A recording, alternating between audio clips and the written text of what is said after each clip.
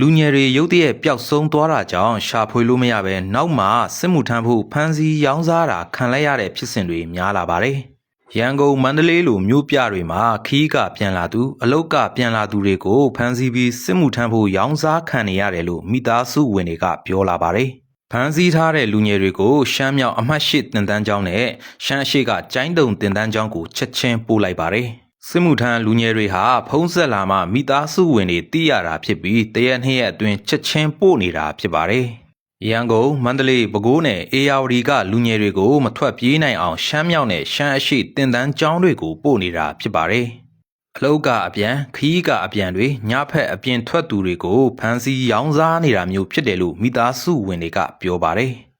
စစ်တပ်ထောက်ခံသူတွေကလည်းစစ်မှုထမ်းခံရမှာကြောက်ရွံ့နေကြပြီးပါသွားသူတွေဆိုရေဆိုစစ်တောင်မတောက်ချင်တော့ဘူးဆိုတဲ့အထိပြောဆိုမှုတွေရှိလာနေတာပါ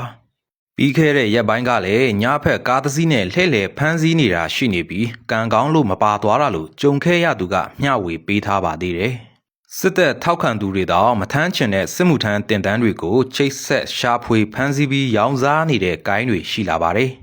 ပြီးခဲ့တဲ့လဆန်းပိုင်းကအဆောင်ပြောင်းချင်တယ်ဆိုပြီးမိန်းကလေး2ဦးကလိန်ညာခေါ်ပြီးစစ်တပ်ထဲထည့်ရောင်းစားတဲ့ဖြစ်ရ2ကြိမ်ရှိခဲ့ပါတယ်။မိသားစုဝင်တွေအပူတွေဖြစ်နေကြရချိန်မှာစစ်ကောင်စီအုပ်စုကတော့ပြုံးပျော်ပြီးလူငယ်တွေကိုအကာအကွယ်ယူနေကြတာဖြစ်ပါတယ်။ဒါကြောင့်လူငယ်တွေအပြင်ထွက်ရင်သတိပြုပါတဦးတည်းမသွားပါနဲ့ရုတ်တရက်ရက်လာတဲ့ကားတွေရှိရင်ထွက်ပြေးဖို့အကြံပြုလိုပါတယ်။